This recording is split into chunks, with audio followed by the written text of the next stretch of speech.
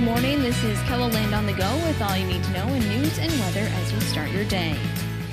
A South Dakota man accused of possession of child pornography might have escaped charges had it not been for an organization dedicated to protecting kids.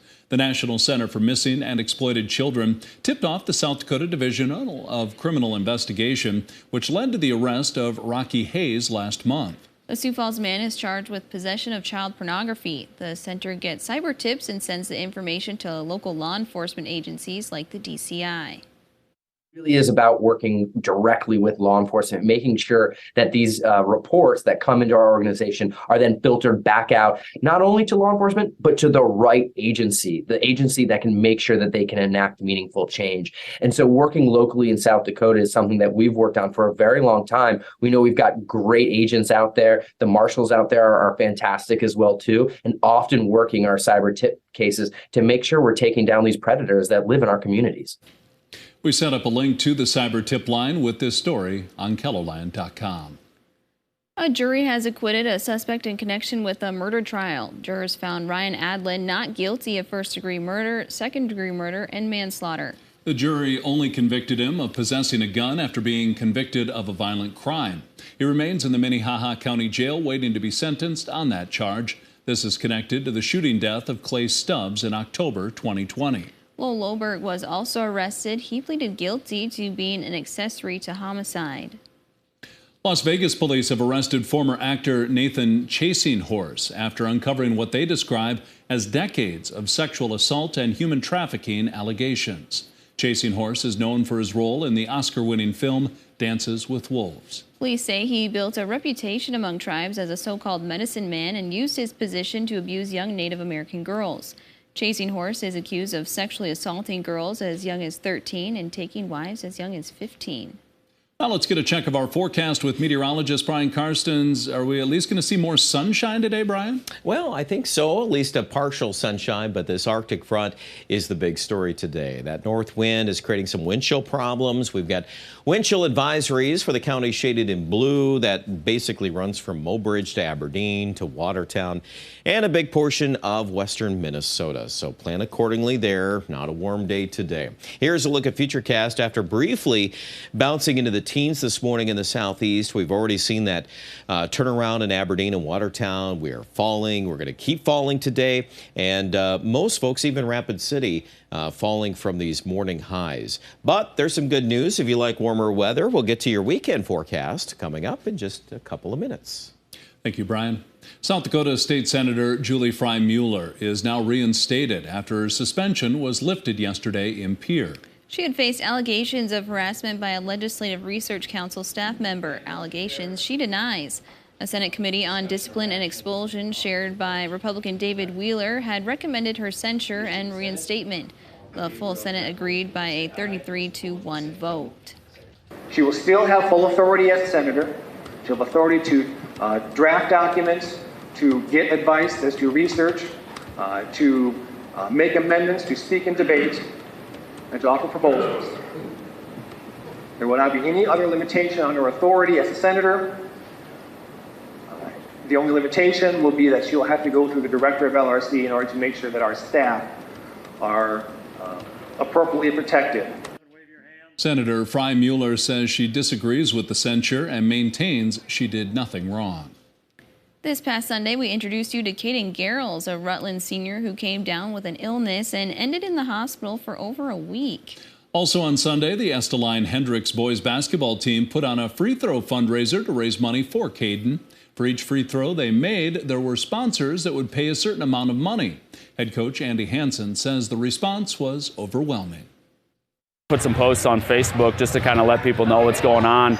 And, I put a post out there and it was, minutes, and I was getting text messages and messages on Facebook that everyone was just willing to, sponsor a shooter to make this. So the final amount they raised was just under $11,000, $11,600. Caden's mom, Cassie, says they are overwhelmed by all the support and they can't thank everybody enough.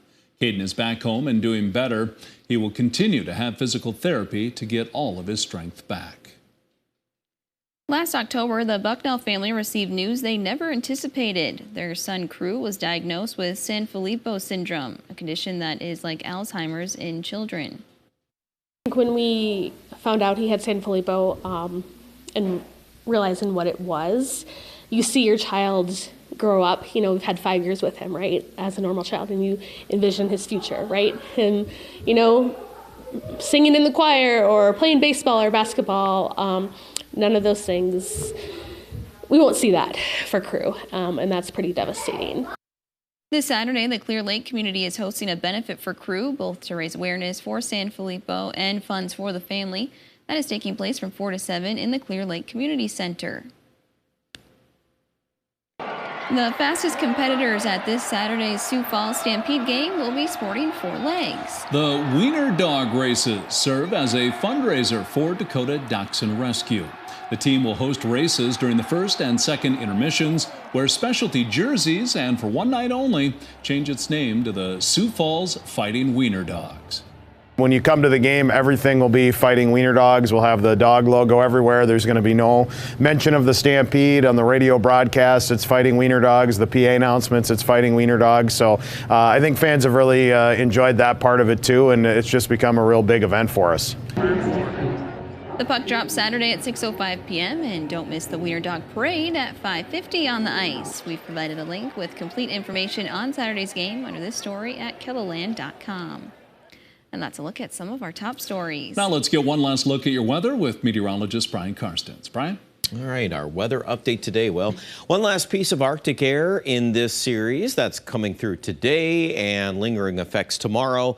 I think most of the day tomorrow, Sioux Falls will still be quite cold. But if you're in western South Dakota, we already will break through and hit the upper 40s tomorrow in Rapid, maybe near 50, and that's a good sign of what's to come here. The weekend forecast, we're definitely going to start rooting down some milder air throughout the plains, and those with the deepest snow cover will probably see the most limitations on highs, but, you know, just considering the overall pattern here, even those with the deeper snow, we're going to start getting some melting here. We're going to get above freezing. Any sunshine we get is certainly more of a factor now that we are in February. And by and large, this whole 7-day forecast, nothing terribly cold coming.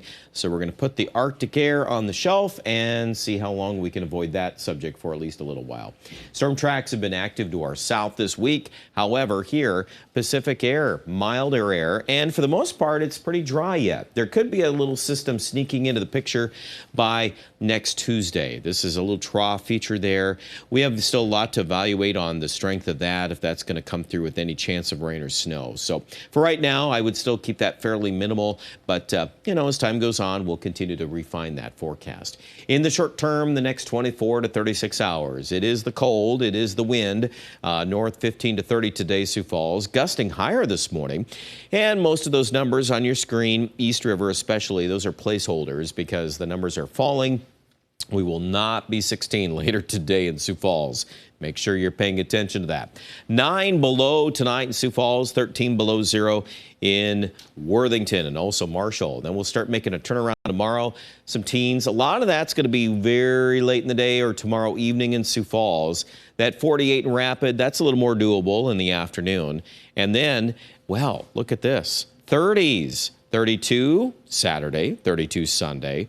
I still think there's room to maybe add a few more degrees to these highs early next week, but we'll kind of take that approach to be kind of slow and cautious on that. I think mid-30s are going to feel pretty good. Aberdeen will be about the same as Sioux Falls, and again, there's some potential to be a bit warmer than that. I think, though, that's a really good starting point on our forecast.